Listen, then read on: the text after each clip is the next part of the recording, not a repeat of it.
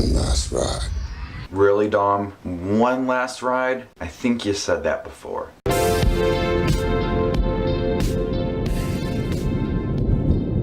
Well, it is finally here. One of my most anticipated films of 2015, Furious 7, which stars Vin Diesel, Paul Walker, Tyrese Gibson, Ludacris, Jordana Brewster, Michelle Rodriguez, The Rock, Jason Statham, Tony Jaa, Ronda Rousey, Kurt Russell, and many more. And this takes place after the events of Fast and Furious 6 when Deckard Shaw, played by Jason Statham, seeks revenge on the Toretto family and his friends, or his family, Paul Walker and the others, for what they did in London to his brother Ian Shaw, played by Dracula. I always forget his name. Dracula. We'll go with Dracula. So he seeks them out and tries to kill them for what he did, and he starts with Han, you know, the events of Tokyo Drift and the end of Fast and Furious 6, spoilers, but he seeks out revenge for what happened to his brother. And this is directed by James Wan, who is the director of The Conjuring and Insidious Chapter 2. And this movie went through it a lot with the tragic loss of Paul Walker, some rewrites, not trying to scrap what they had filmed, bringing in his two brothers for body doubles with CGI, and just rewriting the script so that they can do a proper send-off, not kill off the character, just a nice send-off to the character Brian O'Connor, played by Paul Walker. And I gotta say that this is a fitting send-off for that character. It does have its moments where you can tell the script got a little bit jumbled with the rewrites. There were times in the beginning where you can tell that they added certain things so that it affected the last scene of the movie. But I do gotta give it up to James Wan and the writer of Furious 7 for continuing this, and Vin Diesel producing this, and the cast as a whole for coming back together with what happened. So I gotta give it up for them for rewriting. And after a certain scene we're introducing Kurt Russell, I think that the film smoothed out a lot. So the movie Furious 7, we go into Fast and Furious movies looking for cars, great action, babes, just a lot of fun, explosions, great action scenes, and this is what it is. It's a fun action movie. It takes everything to the extreme, even though I call bullshit on a few moments with Vin Diesel. Overall, there are a lot of great action scenes that can please any fan. Each movie has bigger stunts, and they're just so fun. And this one, I think, has the most biggest stunts out of them all. As you see in the trailer of them jumping out of an airplane with their cars, flying through buildings in Dubai. Those are some of the most crazy scenes in the movie, but there are still a lot more. And I think that Furious 7 just upped Fast and Furious 6 and Fast and Furious 5 even more. And what makes this film different from the other ones is the tone from James Wan. We get a different director here. You know, Justin Lin directed I think 4 movies: Tokyo Drift, Fast and Furious 4. Yeah, so he directed 4 of them, and we got used to that directing that he did, and now we get a new one, and you can clearly tell that there's a difference, and just something about it felt off.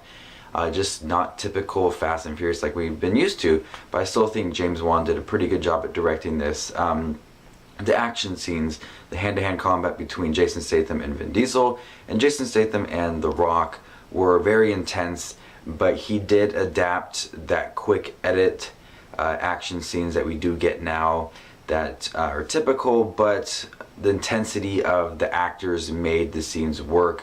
There was just as fun as when The Rock faced off against Vin Diesel in Fast 5. Jason Statham is pretty fun to watch.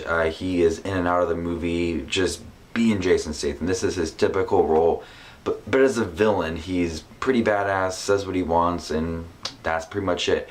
Kurt Russell now, I really liked Kurt Russell. He was cocky, he was fun, believed in Vin Diesel, and his role is kind of mysterious as his name is Mr. Nobody, and we don't quite know who he is and what he wants from Vin Diesel. He wants Vin Diesel to do something for him. In return, he'll help him seek out Deckard Shaw, but he's still a very mysterious character.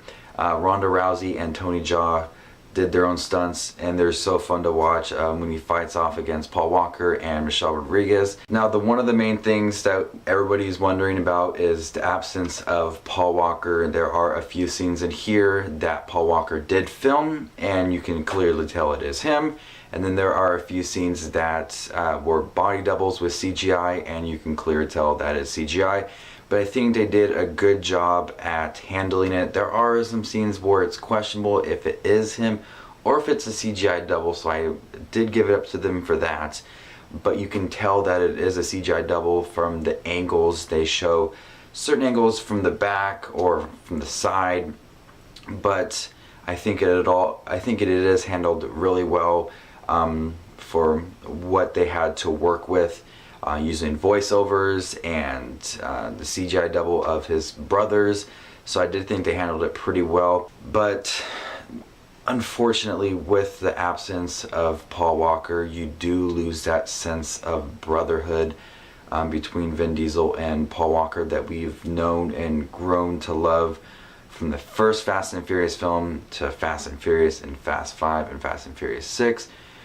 I do love that brotherhood, that brother relationship that they developed over these movies, and it is so great to see them off screen interact with each other and on screen. And here it is truly sad, and the way that the film feels, it just feels that there's this massive loss to the character Brian O'Connor, even though they use other people to help out bring the character Brian O'Connor to the rest of the scenes. I just feel that genuine loss from Paul Walker, and it is sad and devastating to what happened to him. And Vin Diesel, I think, carried this film and did a great job. This is a Vin Diesel film with Paul Walker being the co-star. For what he is in there, I just felt like Vin Diesel was the most in here. He had the most lines, he carried the film, he knew how to handle it, he produced it, and I think he did a really great job at that. So I do think that the CGI worked, Vin Diesel worked, the rewriting worked at times, I felt jumbled at times, but we do lose that sense of brotherhood from them. The script was a little bit jumbled at times. The Rock was underused completely, and I think it would have been smart for them to add The Rock a little more. I felt like they had a lot of action scenes to diverge from the moments of Paul Walker, and I think adding The Rock would have helped with that. He was in the beginning and the end, and that is it. So he was completely misused in his role for Furious 7, sorry.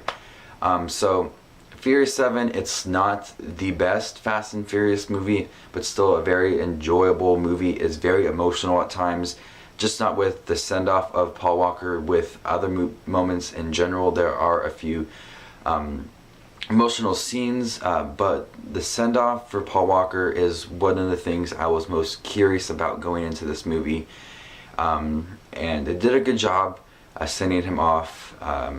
The right situation, nothing stupid. It was a good send-off, very emotional at the end. I did bawl like a little baby. So it was a good send-off. I'm curious to see how they're going to handle the storyline for Furious 8, which don't know when it's come out, but Vin Diesel did confirm it with the proper send-off of Paul Walker. I am pleased with what I did see for that. So I'm going to go ahead and give a Furious 7 A-. This is Just Watch Movies with his review of Furious 7. And I'm going to do a spoiler review of this film because there are a lot of things I do want to talk about. So this is my spoiler-free review of Furious 7. So if you guys want to check out my spoiler-filled review of Furious 7, there's a lot of things I want to discuss in that video. So check that out. They'll be up this weekend. So this is Just Watch Movies, and I'll see you guys later.